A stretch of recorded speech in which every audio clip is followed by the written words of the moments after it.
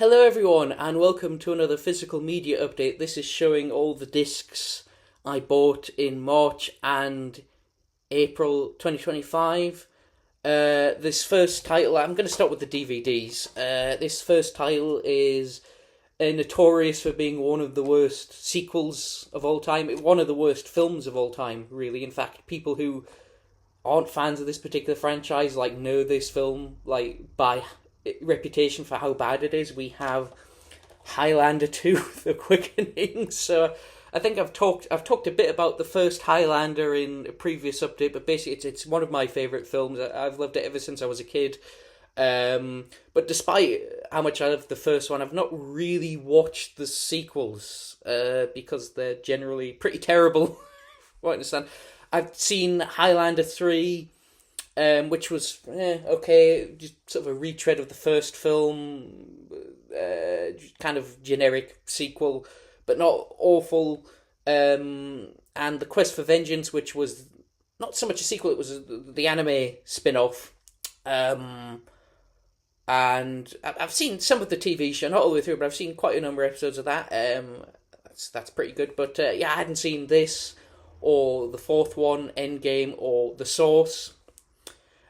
Which is supposed to be even worse than this. So and this one's pretty terrible. But so I hadn't really watched some other. I mean, I'd seen clips and stuff and bits and pieces, but not all the way through. And I thought, I should watch this one at least, just one because of its reputation. Just to say I'd seen it, and yeah, it is every bit as bad as people say it is. The plot is, so it's about, it sort of, well, first of all, the whole premise is that we find out the Immortals, their sort of backstory, because they had this, you never found out their backstory in the original. You didn't know why they were immortal and why they had to fight each other till there was only one left and such. And in this one, you find out they're aliens from another planet, which is, I mean, well, first of all, you shouldn't have tried to answer why the Immortals were immortal. The mystery, I think fans like the mystery of it, but if you're going to answer it, you could have come up with something less ridiculous than aliens. But also, it's so first of all, just the premise itself was just too ludicrous to really, make for a good film. But even then, it's like the story involves this sort of shield covering the earth, and it's not, I have to shut it down. It's not a very interesting plot, and this film, it had quite a troubled production, and it was sort of hacked to bits in editing, depending on which version you're watching. So it doesn't make any sense. It's full of plot holes, and it's incoherent, and yeah, it's just terrible. It really is bad. But I would be lying if I said I didn't kind of enjoy it in a guilty pleasure way. For all of its many, many problems, it is not boring. Being boring is not one of its flaws. It is, I sat. It was terrible, but it was watchable, which is a lot more than I can say for some films. So yeah, I kind of enjoyed it. This is the UK DVD release from Entertainment and Video. Did anyone else find the Entertainment and Video logo really scary as a kid? Just the music, the rising music, for some reason I found very terrifying when I was younger. If you're wondering which cut this is, so for those who don't know, there's about 4 different cuts of this film. There's the original US theatrical cut, which was butchered. There was a European edit, theatrical cut, which was a bit more, it restored some of the footage that had been cut out, was a bit more coherent. Then there was the Renegade cut, which was a director's cut, which tried to fix some of the problems with the other cuts, it changed the Immortals from being aliens to being from, an ancient civilization in the past, which honestly, I mean, I haven't seen that cut, but on paper it sounds even more, confusing than the aliens thing. The alien thing it's ridiculous, but it makes sense. The past one, that just sounds confusing. But and then there was a 4th edit, which was the Renegade cut again, but with some tweaks. update the special effects, tried to get them to look better, made a few trims here and there, and yeah, this is the US theatrical cut, which is odd because we got the European cut in the cinema here. In fact, I think Entertainment and Video were the ones who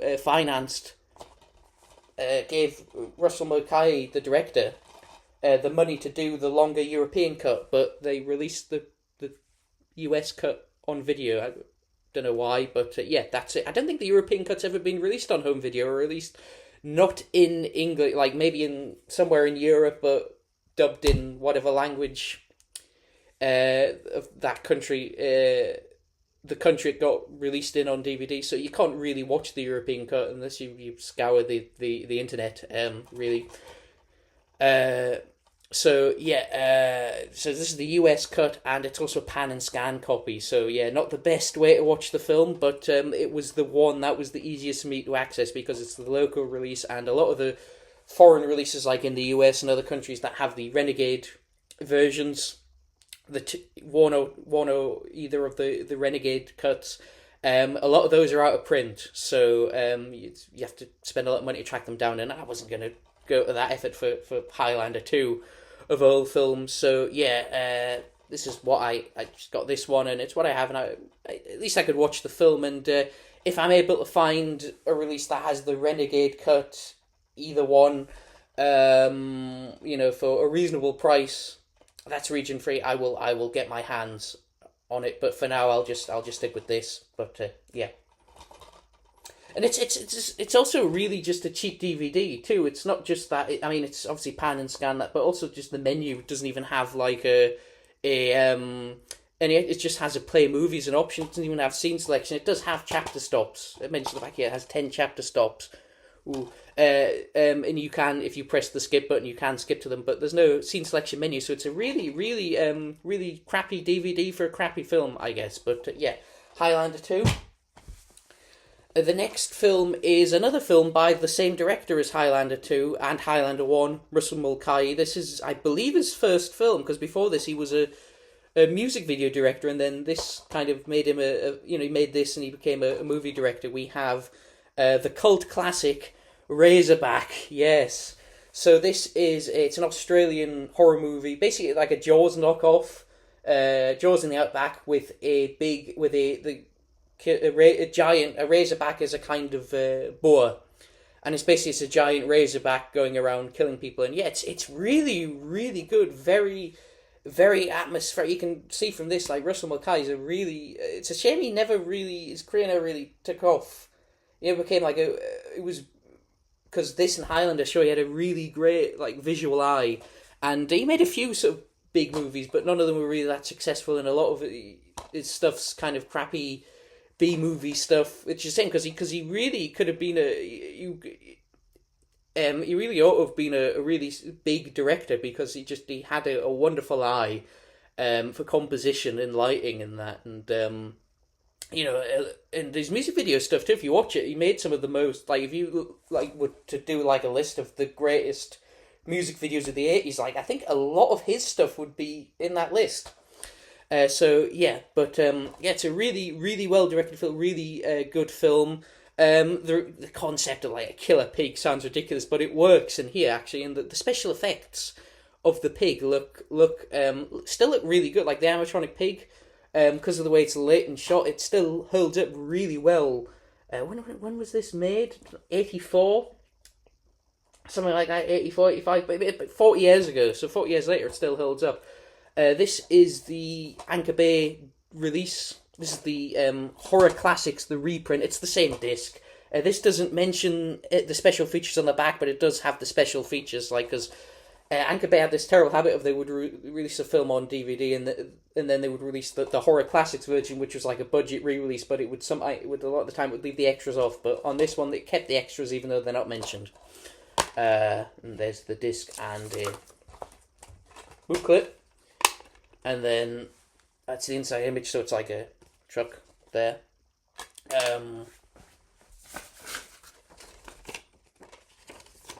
There's the Razorback on there.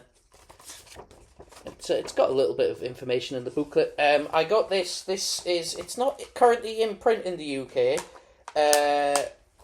on physical copy. You can get it digitally, but it's like a standard def transfer, and it's not in HD on the digital version, and it's also like it's a print that hasn't been had a lot of cleanup. There's a lot of like print damage and stuff, so not the best looking version. You can get it on Blu Ray overseas, but I saw this in CEX for £8, which is a little pricey for an out of print title. It's not too bad. I thought I'll just pick it up from CEX, and maybe I'll get one of the overseas Blu Rays one day. Or maybe we'll get a Blu Ray over here. I don't know, but I thought for now I'll just get this, and I've got a copy of it, and I can watch it. And it's a really, really fantastic film. If you haven't seen, if you're into like horror movies and stuff, do give this a watch. It's a real cracker. And then the last of the DVDs, we have a film that is in my personal top 10 films of all time. Favorite films, not greatest films. I should clarify that there is a difference, but we have the Head, starring the Monkees. So for those of you who don't know who the Monkees was, it was a TV show, like a sitcom about a band. They were kind of like an American version of the Beatles. It was a TV show. The band was put together for the show. It was a manufactured band, created for a sitcom. They did become a proper band later on, but at first they were manufactured, and the show lasted 2 seasons. But it was popular enough that it got a movie. They got a movie starring them, and it was a huge flop at the time because, well, for a couple of reasons. One is the studio, Columbia, didn't really market it very much, and the few people who did see it didn't. Basically, you would expect a movie. The Monkees TV show is basically like A Hard Day's Night as a TV show, and so you'd expect the movie to be like, well, it's like A Hard Day's Night, but like an episode of the show, Hard Day's Night kind of thing, feature length version of that, and it wasn't. It was a weird, avant-garde, surreal art movie. I mean, still a comedy, but very like an avant-garde comedy about the Monkees, their frustration with being seen as a manufactured band, and also commenting on the Vietnam War and other sort of social issues of the time. And so the studio didn't know what to make of it, so they marketed it quite poorly. And the people who see it didn't get it because Monkees fans were like, preteens, So they didn't understand this at all, and the sort of people who would understand it weren't going to see a movie with the Monkees because it's like, well, they're that band from that kids show. So it was a huge flop. Has become a cult film subsequently, and as I mentioned, I absolutely love this movie. It is not for everyone. I can absolutely see why it was a huge flop at the time, but I think it's great. I think it's a really interesting movie. I think it's funny. It is very funny, at least to me. And I always kind of like weird, like avant-garde, like wacky stuff. So this really is up my alley. Not for everyone though. I've had this. I used to have the Criterion. There was a Criterion release. So this movie the DVD is out. It's out of print. You cannot get it on its own anymore. Like there was this DVD, which is long out of print. The only ways you can get it are there is a box set by Criterion of all the films made by the production company who made this, BBS. Some of the other ones are, you got that, Easy Rider, 5 Easy Pieces, Last Picture Show, King of Marvin Gardens. I forget, there were 2 other ones in that set. I forget what they were. Drive, He Said, was another one, and I can't remember the name of the last one. No, I can't. But it had all those films in it, and I used to have that set, the DVD version of that set, years ago. This is back when I had a region-free player, and what happened was some of the films in that set were getting released separately, either by Criterion or by Sony, because Columbia had with the distributors for all the BBS films. So we got Easy Rider, Criterion separately, 5 Easy Pieces, Criterion separately, Last Picture Show. We didn't get the Criterion, but like Columbia put out a version separately. It is available from Criterion separately now, but at the time, and 4K even. But but at the time, Columbia had released it on Blu-ray via the premium collection over here. And I thought, oh, great, they're putting them out separately. I'm not going to need... Clearly, they're going to release Head at some point. So I don't need that set, so I sold it. And I waited, and no, the Head hasn't been released separately. The only other way you can get it is there's a big box set of the Complete Monkeys TV show on Blu-ray. And it includes Head. I believe it's the same transfer as the Criterion. And I don't know if it has all the extras. It might have them. It might only have some of them. I don't know. But yeah, it's a nice looking set, but it's very expensive. And also, I couldn't find out if it was like would play in a Region B play, because all the listings for it I see say Region A. So I don't know if it's Region A locked or not. So yeah, it's expensive, and I don't even know if I would be able to play it. So I would love to get that set one day, but for now, yeah. Not going to, but I have been without this film in my collection for quite a while, and then I saw the listing for the old Rhino home video release from the 2000s. This is 1994 date. I don't think it would have been back then because there weren't any... DVD didn't exist then, but I guess that's when they got the copyright for the film, maybe, I don't know, but some point in the 2000s this DVD came out, and it's out of print, it goes to Silly Man, but then someone was listed it for about 15 quid, plus postage, and I thought, I'm just going to bid on that, and I won the bid, and yeah, because I just wanted a copy of the film again, and it's not the best DVD, it's the transfer, it's an older version of the transfer of the film than the Criterion. It doesn't look as nice. It has quite a bit of print damage. It's not particularly well encoded either. Like, there's some compression artifacts on this, and it is open matte too. It's not the proper widescreen ratio, so not the best way to watch the film. But at least I have it, and I can watch the film. And hopefully one day, there'll be hopefully, if anyone knows that Monkeys Blu-ray set knows if it'll play on a Region B player, let me know, because if it is, I will try and get a copy of that one day, because I would like to get the show as well. But for now, at least I've got a copy of the film. I can watch it, because I do genuinely love this film. It does have some extras. It has 8 minutes of rare trailers, so no making ofs or anything, but it's got something on it, which is nice. So that is Head. Now onto the 4Ks. We have this just came out yesterday, at least in the UK. We have a Criterion release, Gene Hackman in Night Moves. Yes, so this is a noir movie. It's kind of a deconstruction of the hard boiled detective film noir. Well, I guess this would be neo-noir because it was made in the 70s and set in the 70s. But it's kind of a deconstruction of those kinds of films, because the thing is, it's Gene Hackman is a what it's about is, so Gene Hackman is he's a private eye. He was a former football player turned private eye, and he's hired by this old sort of former film star to find her, to track her daughter down, and her daughter's played by a young Melanie Griffith, and he's trying to track her down, and it sort of deconstructs the whole hardboiled detective thing, because Gene Hackman, he's trying to be like a hardboiled detective, but he's really not very good at his job, and I think it was not as successful at the time, but it's grown. Its sort of stature's grown over the years, and now it's a classic, and it is. I think it's a masterpiece. I think it's a fantastic film. You should everyone really ought to see it.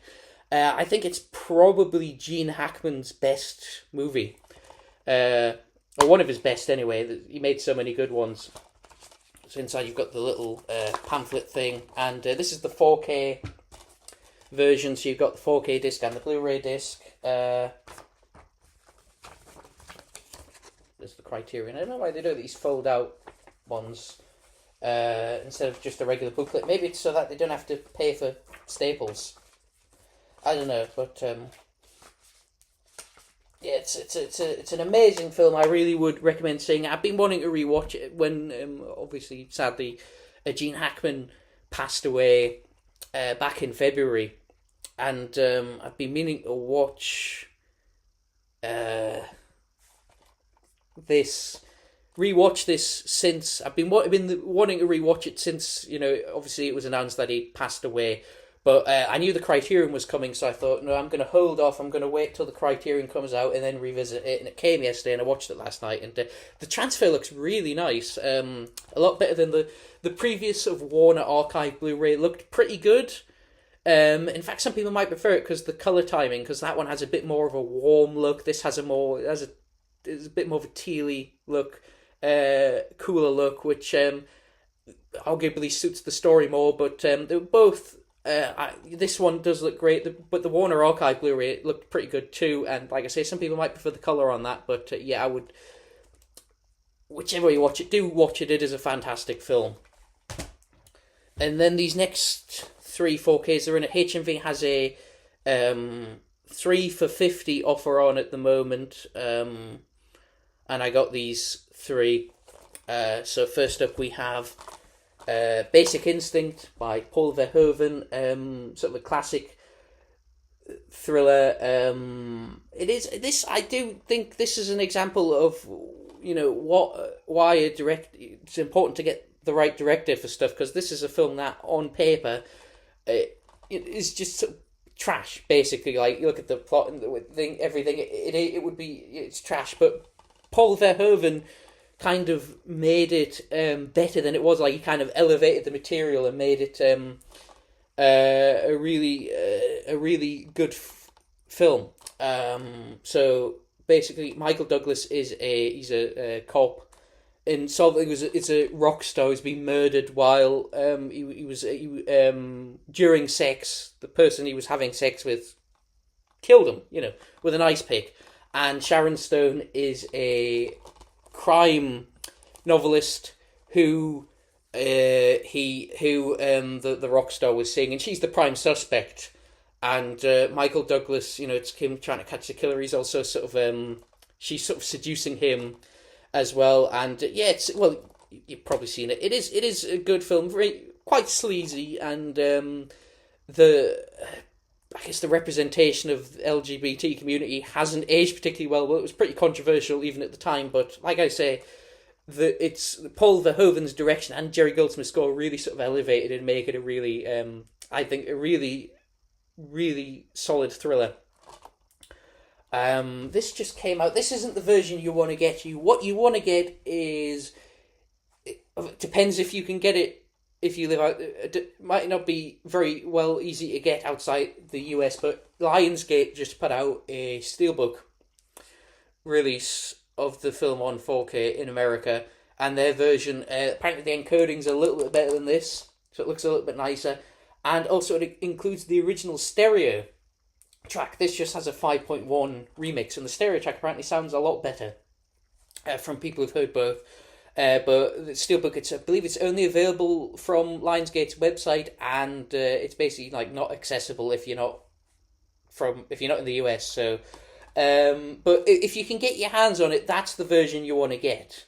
But this version's still fine. The UK version looks pretty decent, and has quite a lot of extras. But if you can get the Lionsgate version, especially you want to get it as soon as you can, because it's a steelbook and it's limited, and they haven't said if they're going to do like a standard non-steelbook version, so you might want to try and get your hands on that soon. But if you can't, this one will do just fine. It's in a lot of like offers, like 2 for whatever, 3 for whatever, so you can get it reasonably cheap. The second film is another one of my favourites. We have this is a real classic from one of my favourite directors, Once Upon a Time in the West. So I hadn't picked this up yet, even though it's a big favourite of mine, and I do love Leone's work. Is westerns specifically. I'm not so keen on Once Upon a Time in America, the gangster movie made, but I love his westerns. But I held off on this because I've heard mixed things on the picture quality. Apparently it's had some processing done, some grey management. Some people don't like the look of it. Some people do. Also, apparently the encoding, it's like a lot of Paramount discs. The encoding isn't, that has some compression issues. So I held off on buying it for a while because I'm like, well, I've already got the Blu-ray. That looks fine. That looks pretty good. I'll just stick with that till maybe I'll pick up the 4K if I can get it cheap. And I saw it wasn't in the offer, and I thought, well, I'll get it. There's the disc, just sort of generic blank labels that Paramount does. So I haven't had the chance to watch the transfer, so I don't know whether I like it or not. But at least I have it, and it is a great film. Probably the best Western ever made. I don't know. There's a lot of contenders. Definitely in the top 5 for me. Yeah, do give it a watch. I haven't shown Basic Instincts. So there's the 4K, the Blu-ray movie, and the special features. And then the third film I got is Indiana Jones and the Dial of Destiny. I basically only got this because I was looking for a third film in the offer and I hadn't picked this up. I saw this in the cinema, thought it was okay, not the best. Probably, I haven't seen Crystal Skull in a long time, so I don't know whether I'd have to watch that again to say which one I thought was the weakest. But it's not, not the best one, but it was okay. But I hadn't bothered to buy it yet. Basically, I got it because I was looking for another film in the offer, and I thought, I don't have this, I have the other films, and, I'll get this just to complete the collection, and maybe, then I'll sit and do like a marathon. I'll watch all the indie films. Not back to back, but periodically, like maybe one a night or something. Just has the slip cover, which is nice and shiny. And the discs, so the 4K and the Blu-ray. Yeah, I didn't mind it. I thought it was okay. Did we need it? I don't think we needed another Indiana Jones film. But it was fine. Yeah, it's fine. I enjoyed it, but if we hadn't got it, I would have. That would have been fine too. Now on to the Blu-rays. We have first up a premium collection title, 1984 from the year 1984. So it's obviously a film adaptation of the George Orwell novel, sort of about a dystopian society. When the book was written, it was the future 1984, and obviously in the film it was just like the year it came out. So an alternate version of 1984. And it's a really good film. I haven't read the book. Oh, I've read the bits of it because we read the first chapter in English when I was in school, but I haven't read the full thing. I really ought to. I've got a copy of it. It's a really, really good film. I have also seen the BBC adaptation from the 50s with Peter Cushing. That's really good. I think I preferred that over this, but this is still good too. This is just I watched it on streaming. And I liked it so much I decided to buy the Blu-ray. So yeah, this is the premium collection version.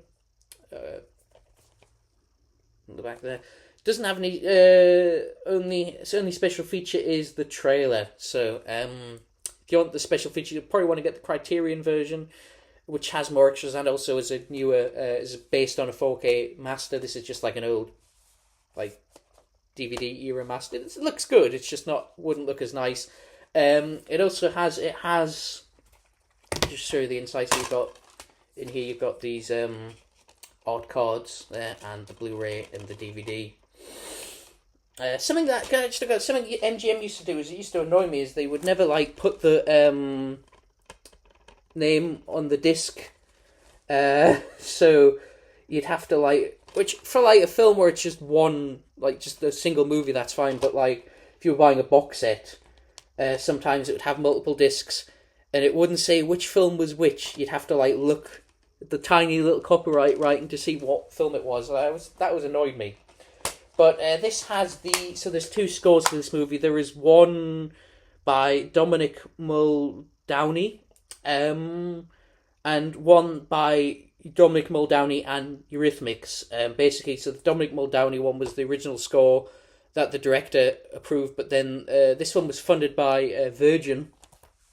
Richard Branson funded it, and Virgin decided, no, we don't want orchestral stuff. We want a pop soundtrack, to make it more marketable. So they replaced parts of the score with songs by Eurythmics. Well, music by Eurythmics, the electronic duo that Annie Lennox was in.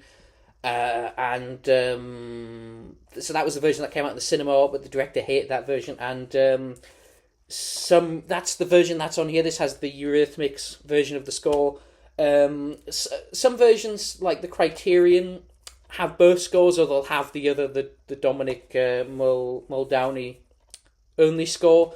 This one has that, which is fine. Again, I mean, that's how it was shown in the cinema. It would have been nice to have both.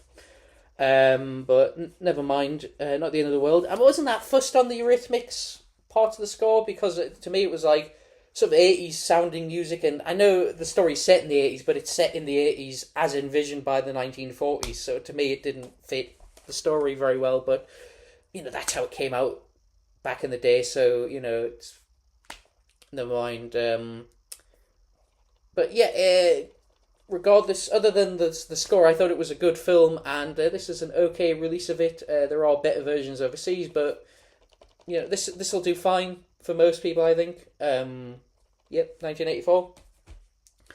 Then we have some Indicator titles. So Indicator had a sale on, and they had a few different things, and one of the offers they had was four discs for £20. So I got 8 of them.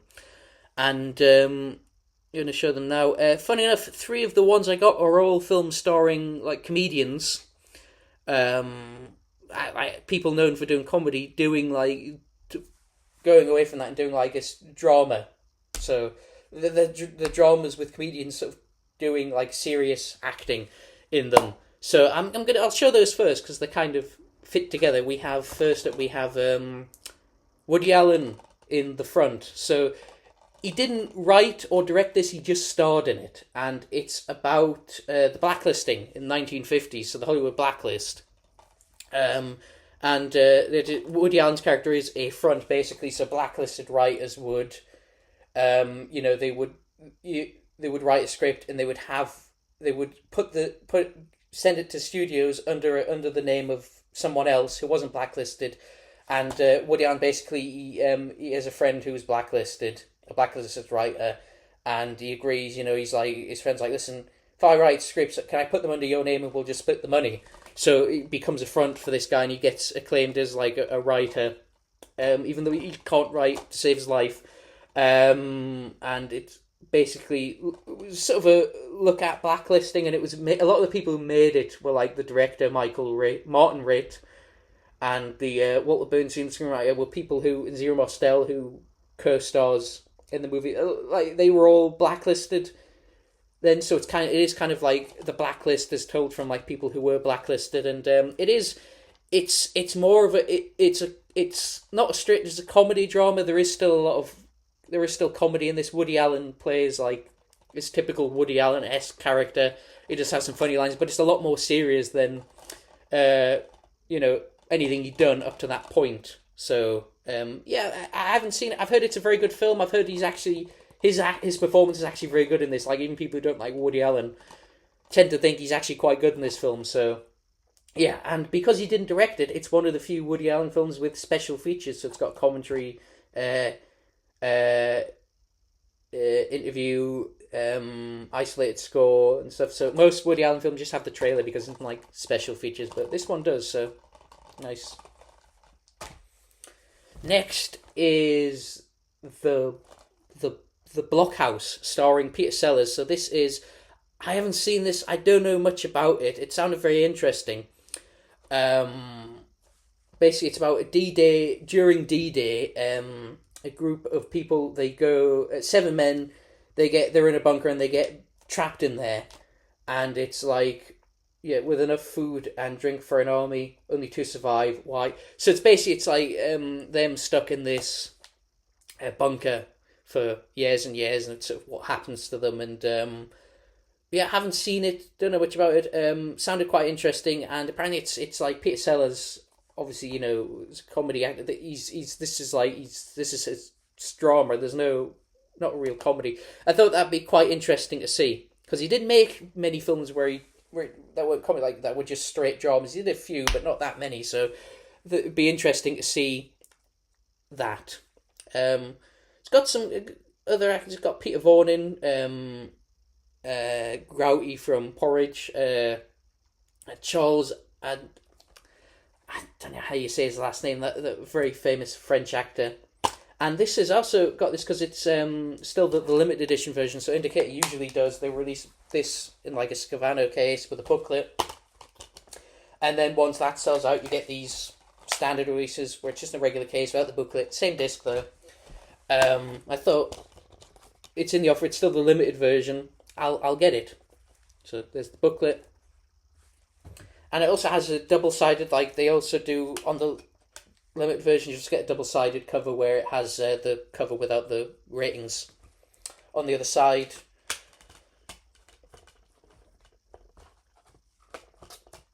Yeah, looking forward to watching that because it does sound like a really, really interesting film. Although probably a very grim one by the sounds of it.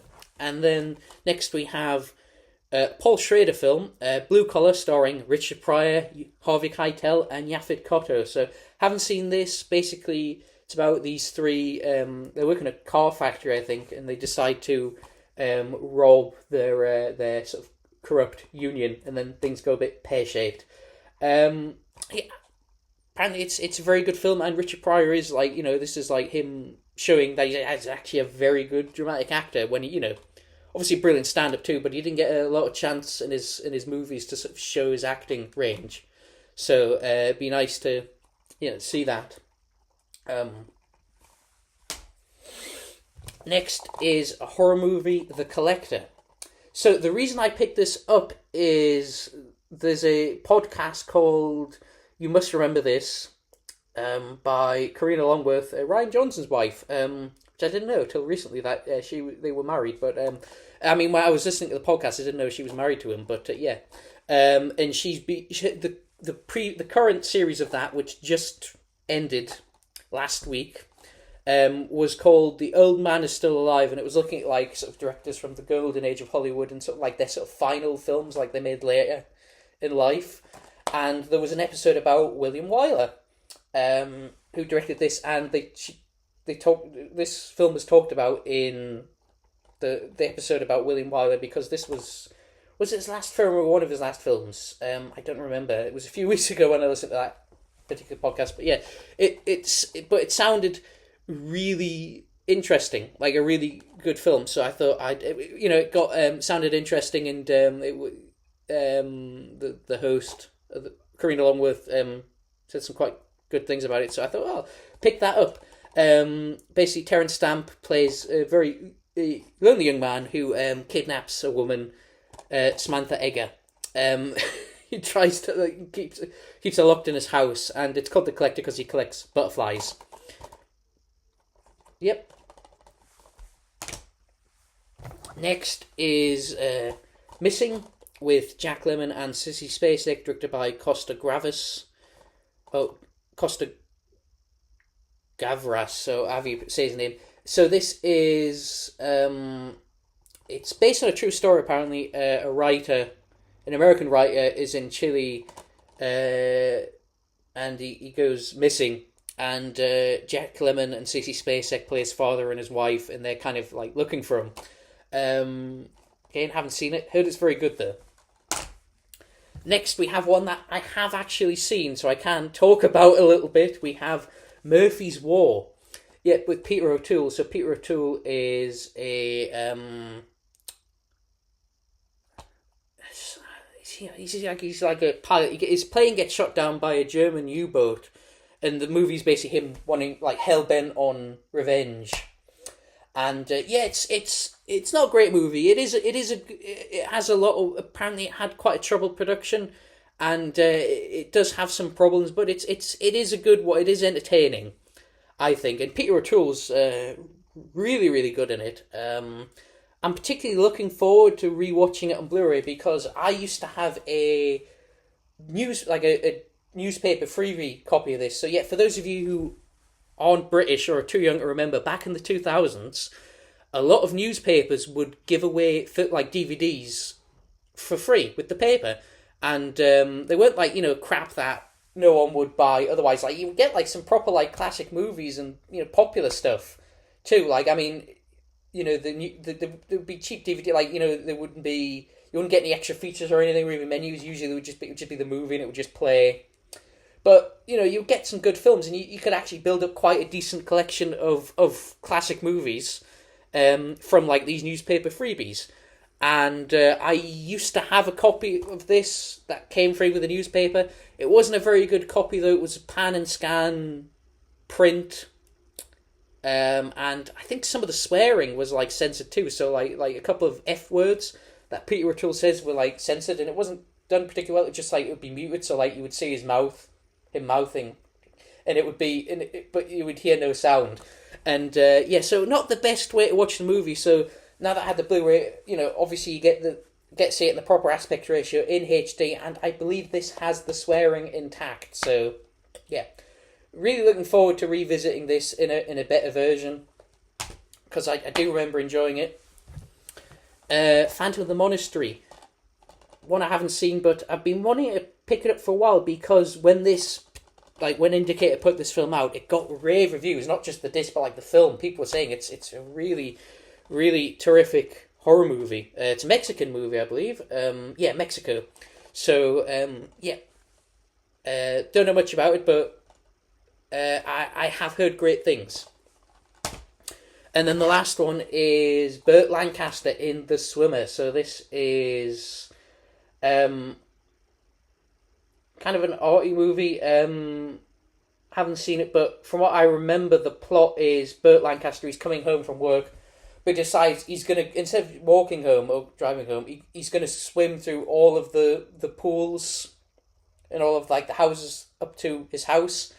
And it's basically that, and apparently it's quite an arty movie, but a really, really good one. So, and Burt Lancaster was a great actor too. So, yeah, it'd be interesting to give this a watch. And that's the end of the update. I hope you all enjoyed it. I've just seen how long this is, bloody hell. So, apologies for my waffling on, but I hope you all enjoyed the update. If you've seen any of the films, let me know what you think. And like I say, if you know if the Monkeys set is region free, please tell me. So, because I'd like to get it, but I'm worried I won't be able to play it. But yeah, so thank you for watching, and I will see you next time.